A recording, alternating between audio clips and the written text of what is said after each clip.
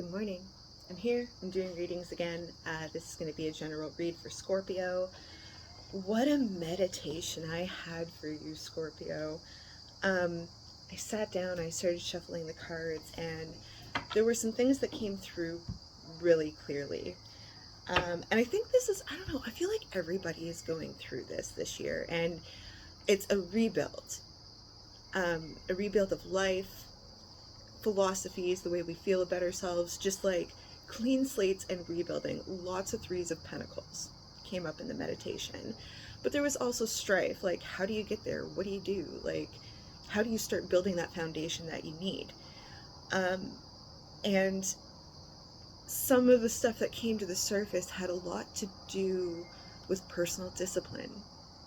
That was kind of the theme that I was getting here. I did a little shuffle on the oracle, and Mercury came up in the oracle deck for you. Maybe I'll even pull it aside because it's actually right here, because I feel like it's important, so I'm going to put it over there. But that has a lot to do with the discipline over your mind.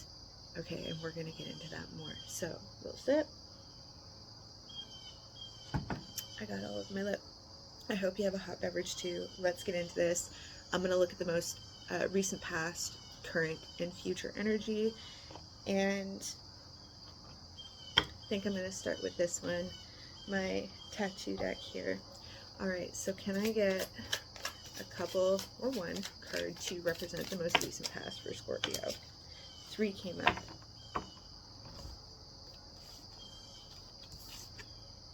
Okay. The 6 of Cups,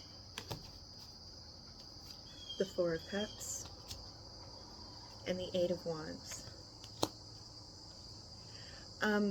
The vibe I'm getting from that, of course I will, clarify later, but the vibe I'm getting from that immediately is how you're communicating yourself, how you're communicating your feelings, and how you're sharing with other people.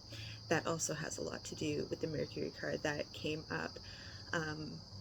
I will read that after, but let's just continue on. What is the current energy for Scorpio? I feel like that wants to come out too. Current energy. Ace of Cups. Again, like clean slates and new beginnings. Ooh, the Tower. The Tower. I'm not even going to begin to try and elaborate or guess on what that is, because it's like one extreme and another, yet new beginnings, foundations. The potential future energy here is the Knight of Pentacles. On the bottom of the deck, the 9 of Cups, 4 of Swords.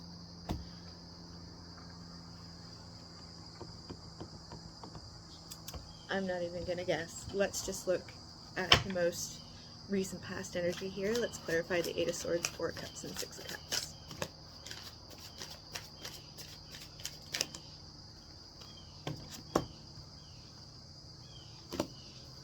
Bunch of cards fell out here. Okay. The Moon. The Page of Pentacles.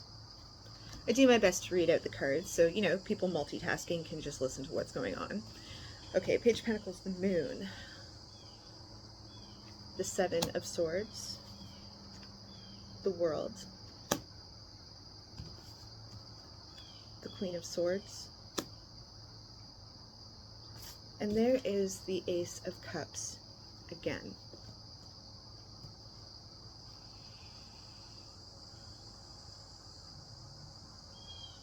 I feel like something in the most recent past was probably illuminated, perhaps a truth, or perhaps you felt like, things were aloof.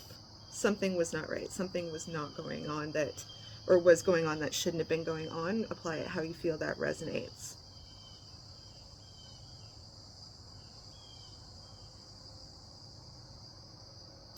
What I can get from this, especially with the Ace of Cups and the Queen of Swords here,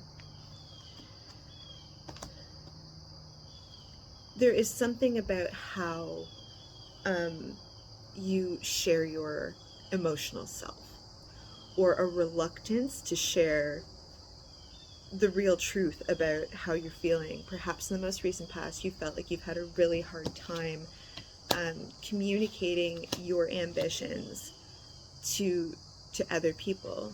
There's the Six of Cups here, Four of Cups, Eight of Wands.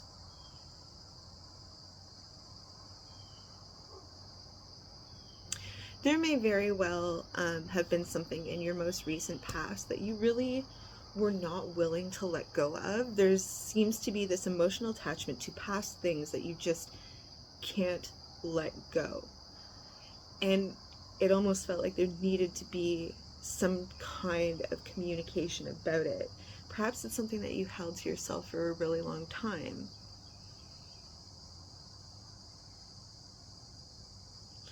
This World card here, what is that about? The World.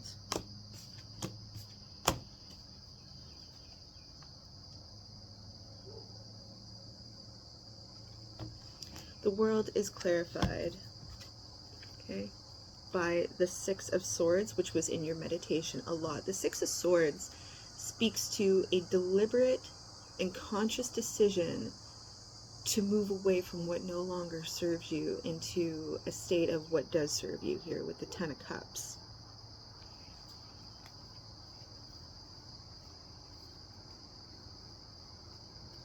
I do get a feeling of fearing that something is over or something was over.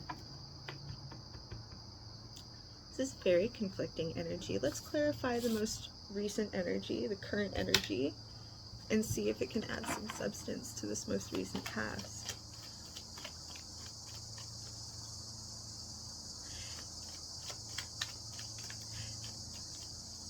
It's interesting. I just want to point out this past energy here. It almost feels like perhaps someone walked away, or there was a fear of someone walking away.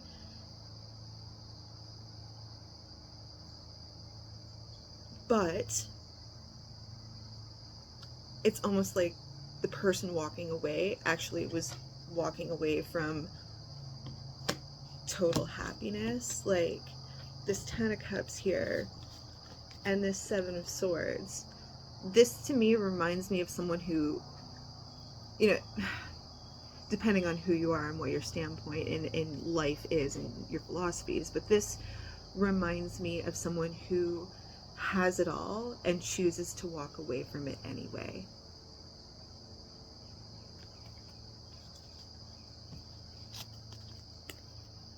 Someone not communicating how they really feel about a situation. There's like someone like fiercely trying to shield how they are feeling.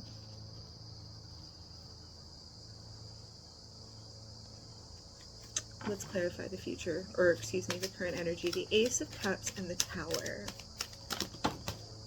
Current energy. So many cards just came out. I feel like I feel like that was a misshuffle. I'm not gonna read like 10 cards in one drop. Okay.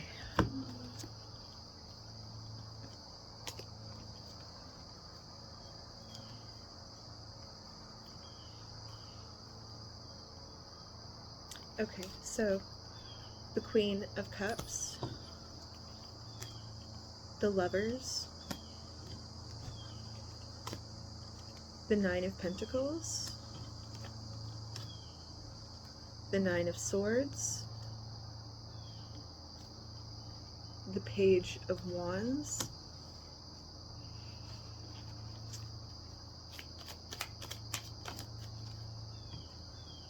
the Three of Pentacles, the Nine of Cups. That's really interesting. You have 3 nines here. And the Sun. Okay. To me, when I see so many nines coming up here, okay, you have the Nine of Pentacles, which speaks to your own independence and how you stand on your own 2 feet in life. The Nine of Swords, that's like, it's like the night of the soul. This is deep melancholy, the stuff that keeps you up at night. You know, your deeper, darker feelings that are really hard to deal with. And then there's the Nine of Cups, which is the ultimate wish fulfillment. Nines to me represent like the point that you get to when you're ready to just throw in the towel. Because that's when things are most hard. Like when we talk about our wish fulfillment, it's like it's there, but you can't touch it, and it seems like you just can't get to the wish fulfillment that you want. And because you can't get to the wish fulfillment that you're seeking, there's a lot of emotional upheaval internally about that. Okay. And then the Nine of Pentacles.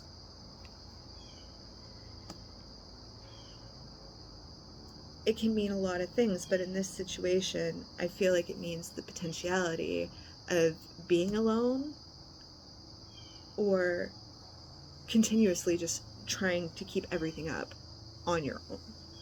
Okay.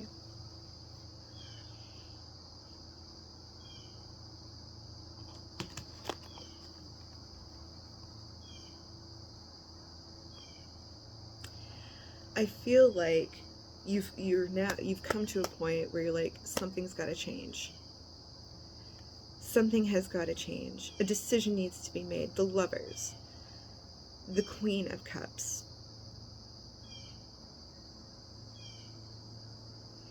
What else do we have here?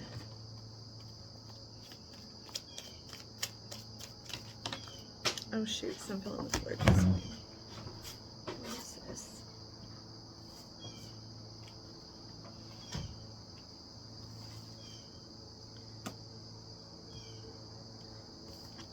The Two of Swords,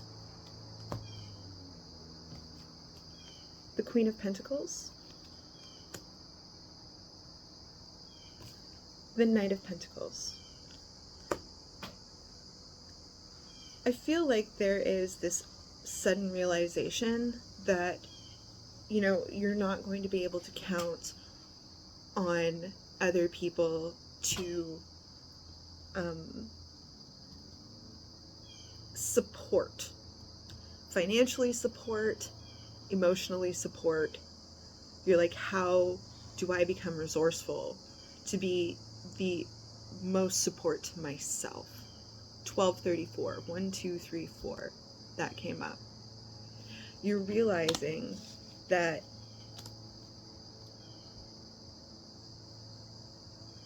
it's almost like in order to have healthy partnerships with other people, first you have to have a healthy partnership with yourself. Self-reliance. There's a bee around.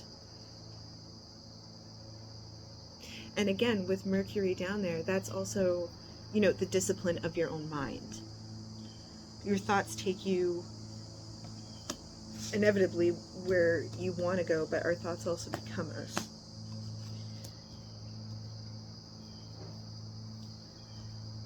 You may be feeling right now like you don't know which way to go to fulfill your own happiness. The Ace of Cups and the Tower. I'm going to switch decks. I feel like I need more clarification on this.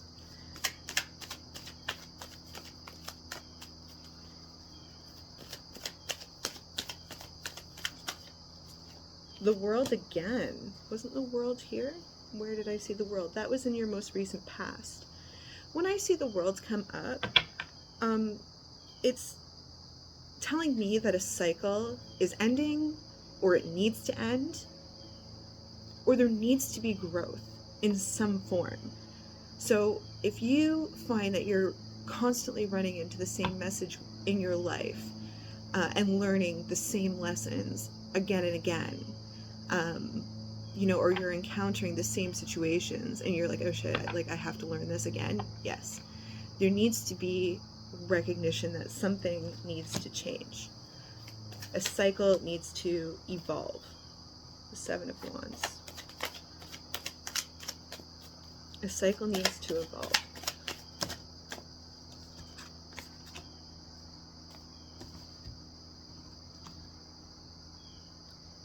Okay, I find this really interesting, okay? The Seven of Wands, the Ace of Wands,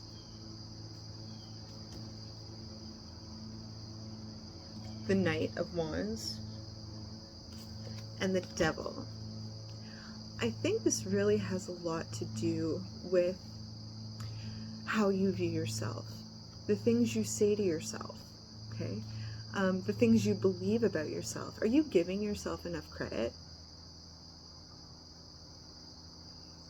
Okay? Start to question and keep a journal, a log of how often perhaps you feel in the pits about yourself. Okay? I feel like there's a mental discipline that needs to happen here.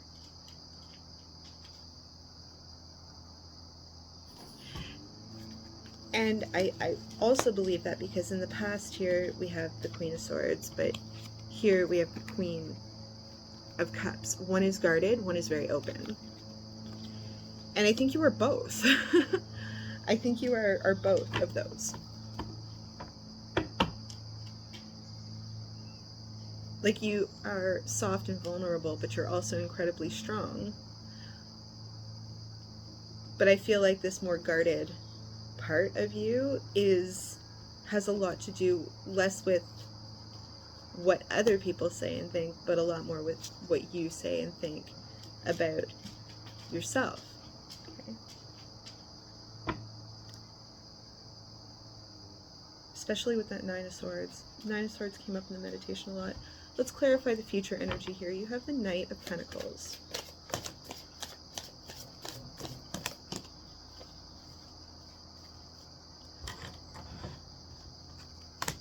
I'll read these all aloud in a minute.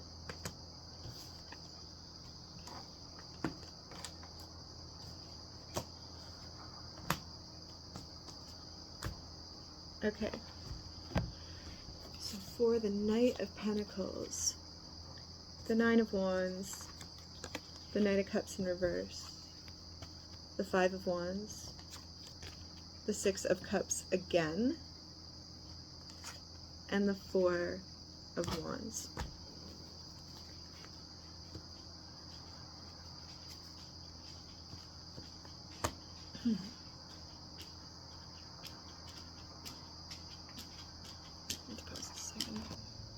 Sorry about that.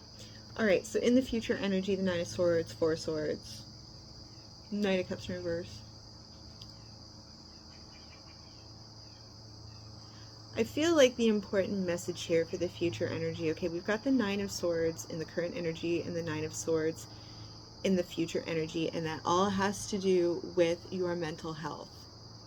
Okay? It has a lot to do with your mental health.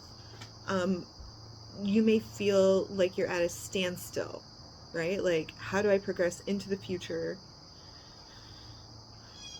What do I want to take from the past forward with me?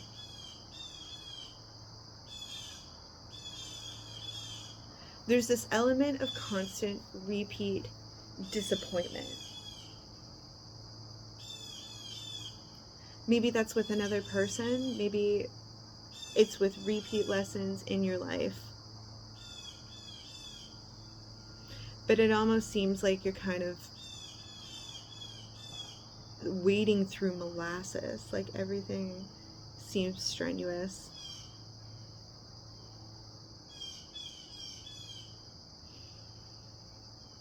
I would say right now, a good thing to do right now, okay, is understand, number one, that in order to get to where you want to be, it's going to take hard work and discipline, whether that's in a relationship, in your work, in your projects, in your family life, in your social circles, whatever the case may be. Like, these things take a certain amount of discipline, which can be really hard to offer when you're feeling emotionally exhausted.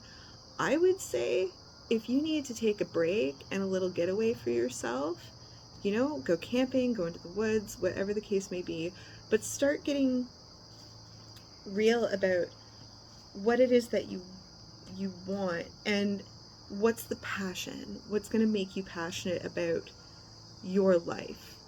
Okay, because again, there's this element of having what you need, but still being like unhappy. Okay.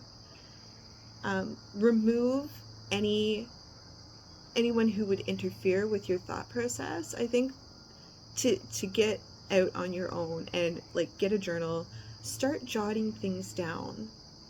You know, like if I were to ask you on a scale of 1 to 10, 10 being great, 1 being not so great, how happy are you in your life? Okay. Let's say you feel like you're a 3. Start writing down what you would need to bring that number up. What do you need in your life to bring your life from a 3 to a 10?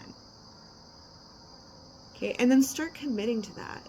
You know, if you have negative thought processes about your self-worth, or if you're having confidence issues, things like that are very personal, start working on those things. Start mentally disciplining yourself, being like, no, I'm not going to go down the road of, you know, perhaps the sky is falling. Okay. The one thing that I did read, actually, I'm just going to read the Mercury card right now because I feel it's important. I pulled it out. I might even pull you another oracle, but here it is. Mercury, messages. Let's read it from the book. Okay. Mercury number 20. 20. Okay. Mercury symbolizes your mental switchboard. How you think, communicate, and move through the world. The smallest planet rules Gemini and Virgo and is closest to the Sun, completing its orbit in about 88 Earth days. Because its orbit is so close, it can only be found in the same sign as the Sun, the one before it, or the one after it. Mercury has a large, dense molten core, and one day on the planet takes 58 Earth days. Mercury retrogrades 3 times a year for 3 weeks, slowing time so you can remember, review, and reconnect. Okay, I hope this is all starting to come together, the messages that I'm giving to you about almost like a self-inventory. Okay, here's the action. 2222, let's see if it's important. Communicate. The mood is quick, fast, and cerebral. Look at your situation from many different sides. Be light on your feet and make sure you have all the information you need. If not, be ready to research, investigate, translate, mediate, check your facts, and learn.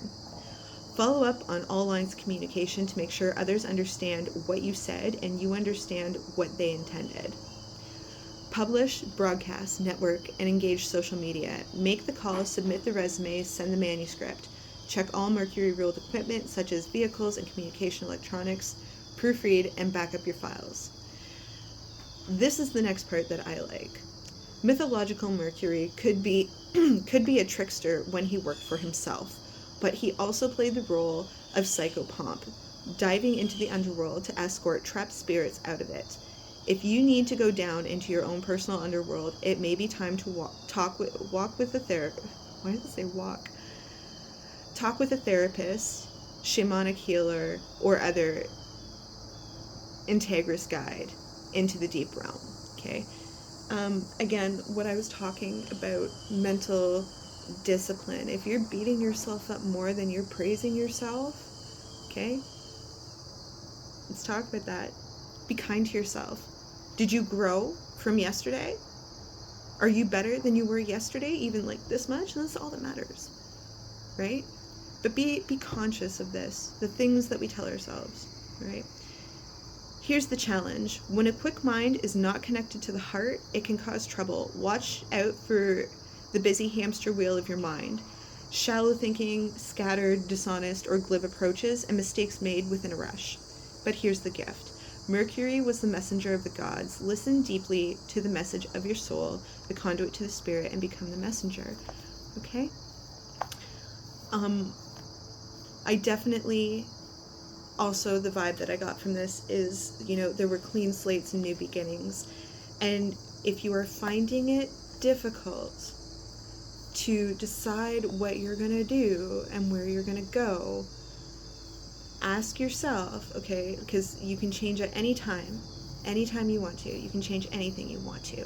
It's all about the emotional and mental discipline to do it. Okay, so look back. You know, have you had ideas? Have you been committed to them? Do you follow through? If you're not following through, why aren't you following through? Okay? All right? Good things to ask yourselves. You know what? I'm just going to do, you know what? Yeah, I'm going to pull you one more. Why not? I'm going to pull you one more oracle card. Oh, one more. This one fell out first. Juno, partnership. Let's read on it. Why not? What number is it? 31. Oops. Juno, partnership. The asteroid Juno points out how you may have been trained to choose between love and work and offers clues on how to balance them instead. This asteroid was named after the daughter of Saturn, wife of Jupiter, mother of Mars. She is the queen, the organizer of society, and she rules the roost. Juno and Jupiter modeled an uneasy but equal partnership that took a lot of work and had great rewards. Here's the action. In work and love, Juno wants you to trust that you can hold steady on your life's path and develop equal partnerships. So get in there and wrestle to make the relationship work. Research healthy relationship skills and study negotiation and mediation techniques. Practice respect, communication, love, and conflict resolution between the various facets of your personality. Like Juno and Jupiter, strive to become two whole and empowered souls who can express their individual potential, work, and each other's foibles, and find balance. Be responsible for your own connection to the creative source, spirit, and your emotions. Don't ask another to carry your heart for you. I feel like that's really important. Again, your emotional self, okay?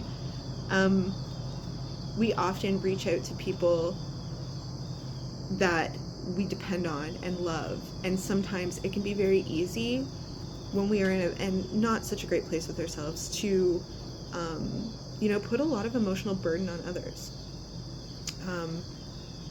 because we haven't healed, we haven't processed through it. I've been that person. I have been that person that bleeds on others, and I wasn't ready to look at how that affects people and why I wasn't taking responsibility for my own emotions. Yes, they may have been caused by someone else, but ultimately it was my responsibility, okay, to heal myself. And I think that goes for everybody. Where was I?